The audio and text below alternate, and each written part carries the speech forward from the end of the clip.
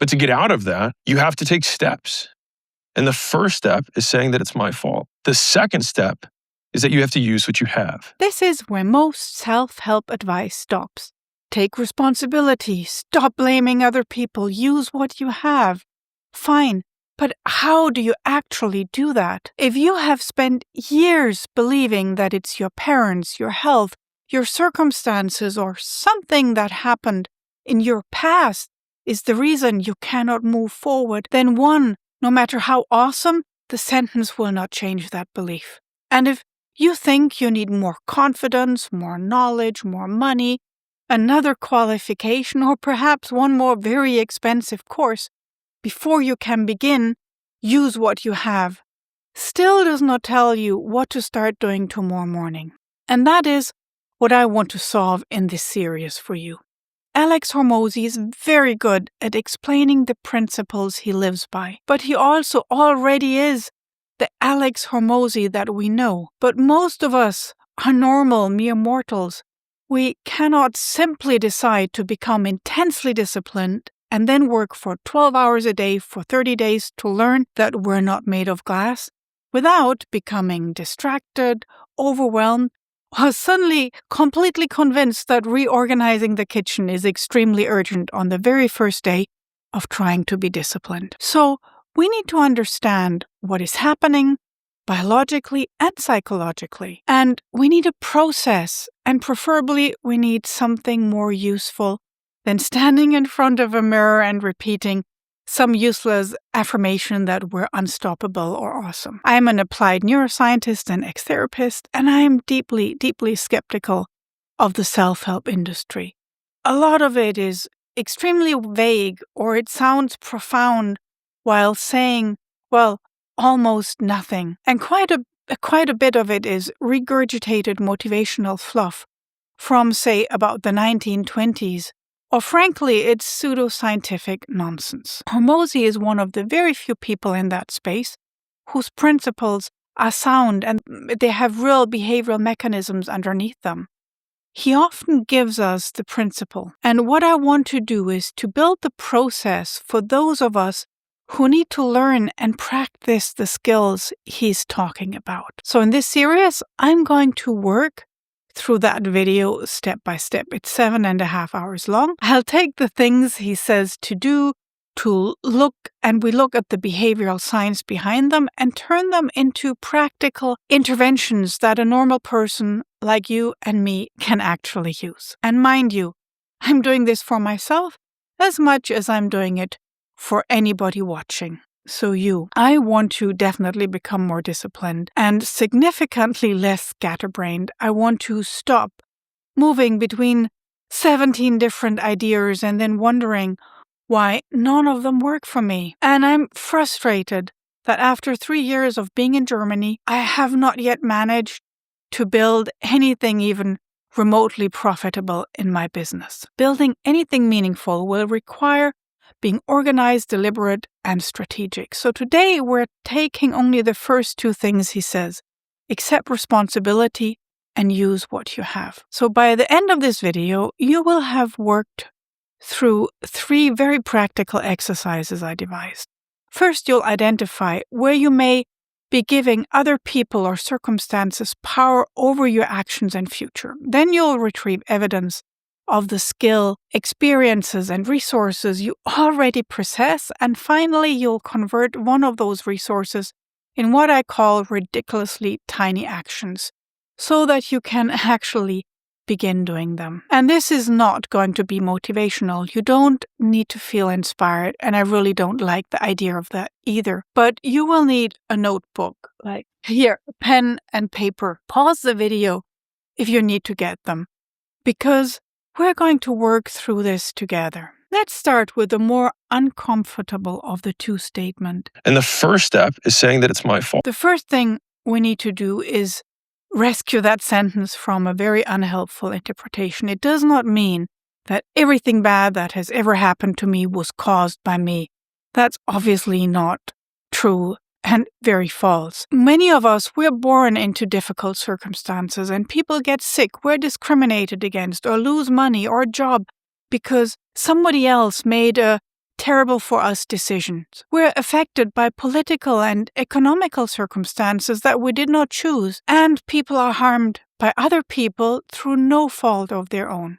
So we're not denying, obviously, any of that because that's a life fact. The goal here is also not to replace blaming everyone else with relentlessly blaming yourself.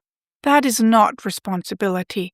That is simply moving the blame from one to another target. The useful distinction is this.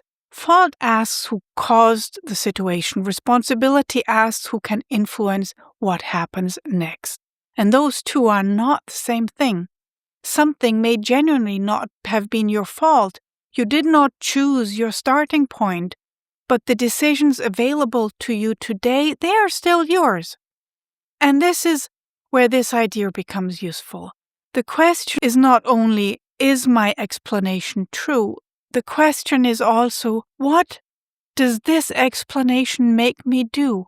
Is it useful for my goals, my purposes? For example, I can blame my dad's genetics for being overweight, and that is a really great excuse. And it's not a particularly accurate one, but it is very convenient and socially quite acceptable. I can blame German bureaucracy for making it harder to build a business here.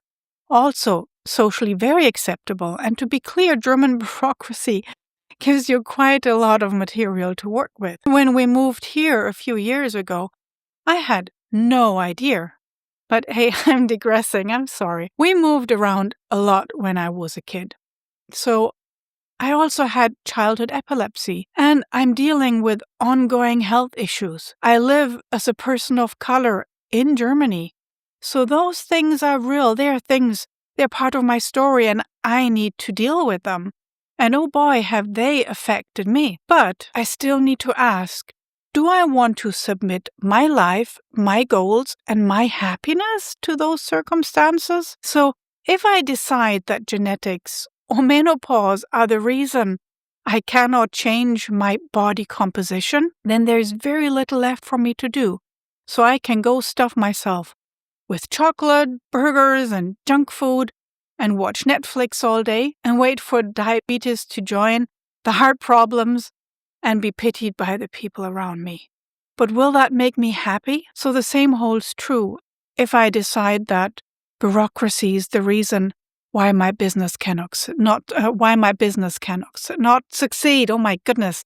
And I can spend a great deal of time becoming increasingly angry at German bureaucracy, stuff myself again with chocolate, watch Netflix, and become more unhappy. But that will not change anything in my life or help me to attain my goals. If I believe that my parents, my school, my diagnosis, the government, the algorithm, my dog, the economy has the final say over what happens next, I create a psychological situation which no useful action is available to me. It's checkmate. I may as well roll on my back and give up. And that is why blaming others can become so paralyzing. It is not necessarily because the person or circumstances you blame aren't genuinely real. It's because blame can transfer power. The moment I decide that somebody else is responsible for the results I do not have, I make that result dependent on the other person or dog or situation. Do I need my parents to apologize,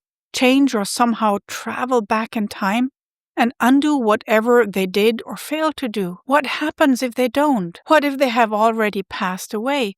Do I remain in the same place for another 5 or 10 years because they never undid what they did? And that is far too much power to give away if I want this to be my life to live. Agency does not mean believing that you control every outcome. Obviously not. But it means that believing that your behavior can still influence an outcome. And that distinction matters when we look at the research.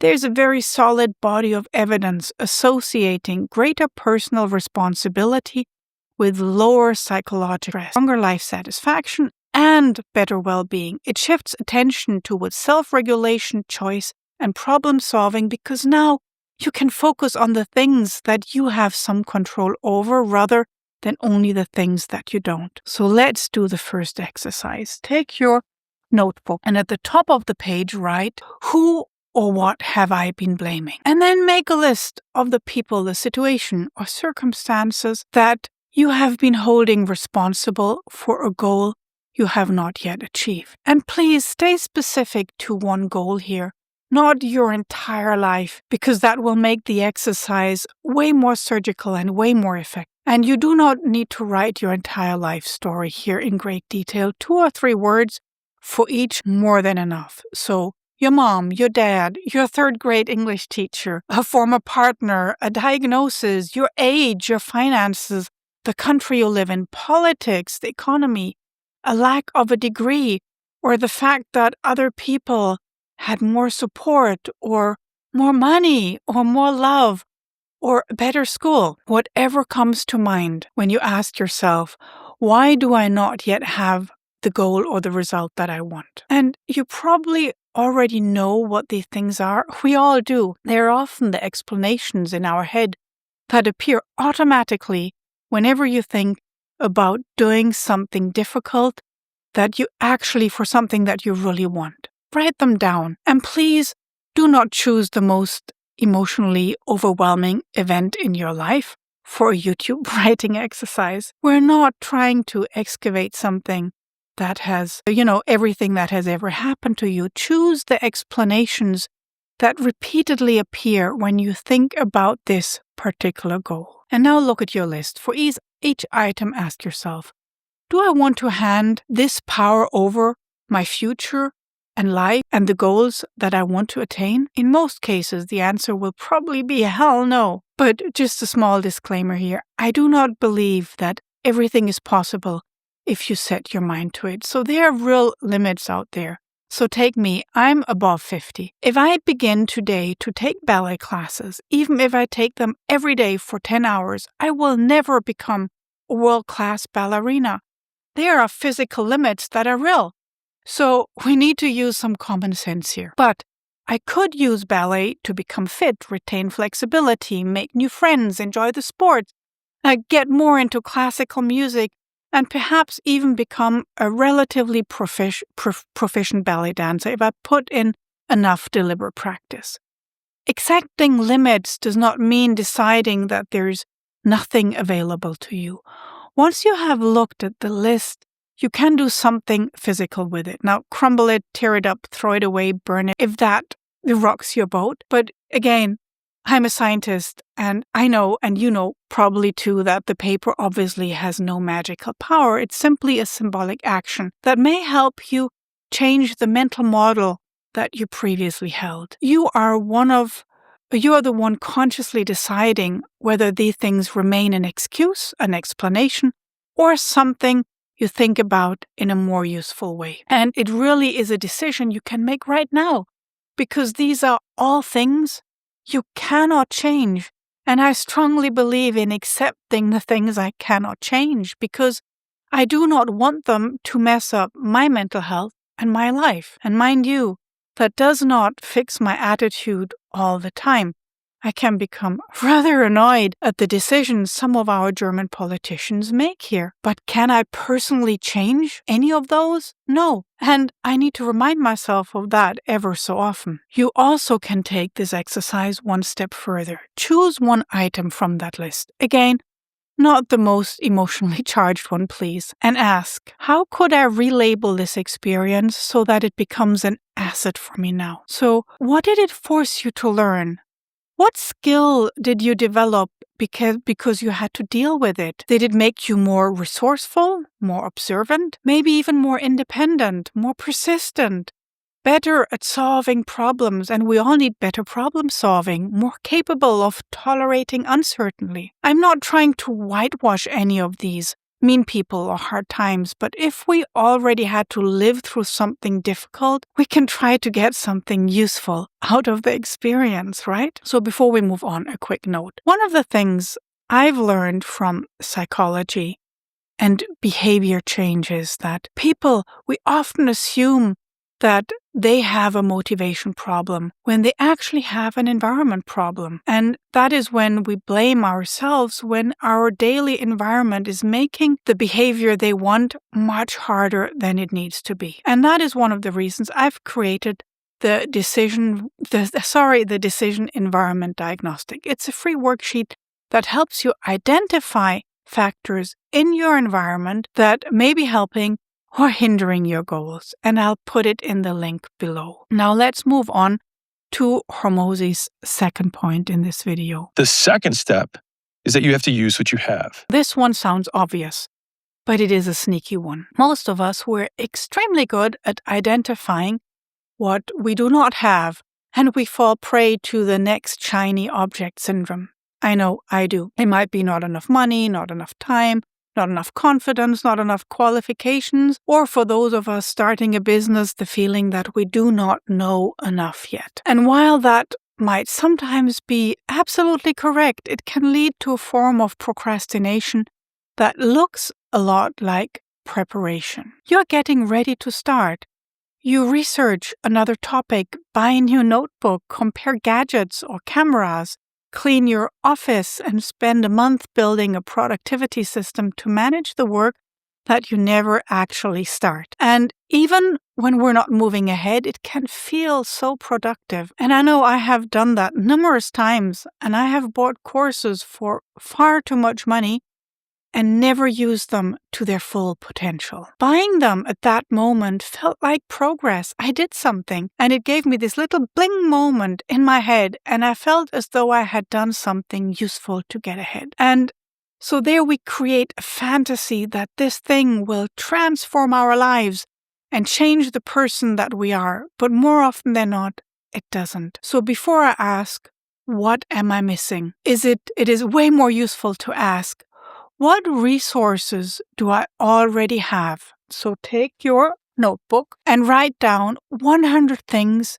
you already have that could help you move towards your goal. And yes, 100 is a very deliberate number. Write down skills, knowledge, experience, relationships, resources, personality traits, mistakes, lessons you've learned, a room you can work in, a telephone, a laptop, access to a library, a person you could ask for advice, an hour on Wednesday evening you can use instead of watching Netflix. The ability to write, the ability to listen, the fact that you have already attempted something once and know that this one way will not work, and all of it counts. And you may think, Gwen, you're crazy, 100 things is excessive. 10 will give you the obvious answers. 20 will still be pretty easy, and around 30 or 40 you may start thinking the exercise is ridiculous, but that usually is where it becomes useful. So turn your telephone off, pause this video, sit in silence, and keep searching. What comes to mind first is not necessarily everything that is available to you. It is simply what was easiest for your brain to retrieve, and I talk about this bias quite a lot in some of my other videos. But when you continue searching, you begin to find things that were not immediately accessible to you. In a really interesting research study, combat veterans were divided into two groups, and one group was asked to 3 autobiographical memories in which they had successfully handled a challenge and showed self-efficacy. The other group recalled other autobiographical memories without that focus. The group that recalled self-efficacy memories performed better on social problem-solving tasks, and among participants with PTSD symptoms, the exercise also led to imagined future events containing more self-efficacious statements. In plain English, retrieving evidence that they had handled difficult things before affected how they thought about solving problems in the future, and also how they imagined themselves acting in the future. Now, this was a very small cohort and a small study in a particular population, but it does not mean that writing a list will suddenly make every person confident, disciplined, and excellent at solving problems. Obviously not. But it supports very useful principles. The evidence you retrieve about yourself influences the person you can imagine yourself becoming. And if you repeatedly retrieve evidence that you fail, avoid, quit, or cannot cope, that becomes the material available when you imagine your future. When you deliberately retrieve specific evidence that you adapted, solved something, learned something, survived something difficult, you give your brain different material to work with. And you're not inventing confidence, you're collecting real evidence.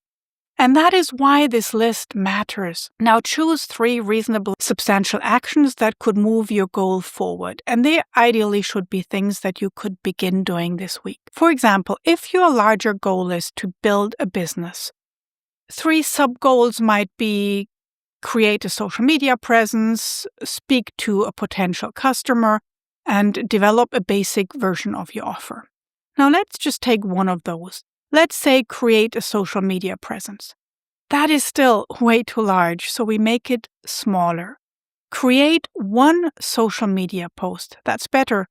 But that still may be too vague, particularly if you have cultivated a habit of procrastinating that. I have. So now we break it into what I call ridiculously tiny actions. An action that is something you can actually observe yourself doing. So work on the business is not a clear action. Neither is become more confident, super fluffy, or improve my writing, very fluffy. But these are actions. What I'm talking about is actions like turn on your laptop, open notes, create a blank document, write 3 possible topics, choose 1 topic, write a working title, and write the first sentence or a few bullet points. So those are all small, observable, and doable. By the way, this is based in part on B.J. Fogg's research on behavior and motivation. He wrote a great book, and it's an important thing that you do not need to map out the next 2 years of your life.